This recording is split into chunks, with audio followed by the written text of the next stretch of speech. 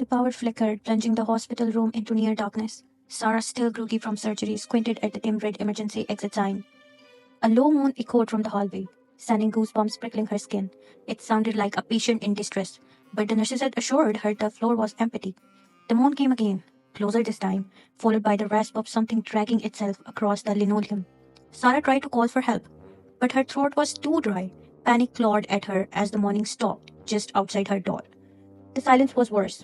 Then came the sound of the door handle turning slowly, followed by a creak as the door inched open. Sarah squeezed her eyes shut, tears prickling her lids. "Hello," a voice rasped, wet and guttural. "Anyone there?" It wasn't the voice of a patient. It was inhuman, filled with a hunger that sent chills down her spine. The sound of dragging grew closer, a rhythmic scraping against the floor. Sarah knew it was no longer safe to stay silent. She forced a shaky breath and croaked, "Help! Someone please!"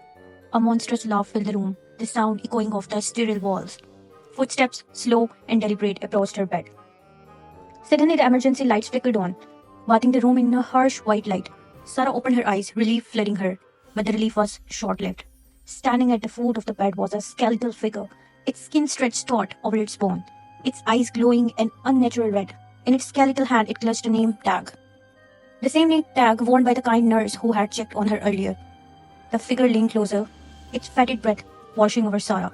In a voice like gravel scraping against stone, it rasped, "Don't worry, dear. I'm here to help you sleep." Sarah screamed, but the sound died in her throat as the skeletal figure lunged, its bony fingers reaching for her face. The last thing she saw before the darkness took her was the twisted smile on its face, a horrifying parody of comfort.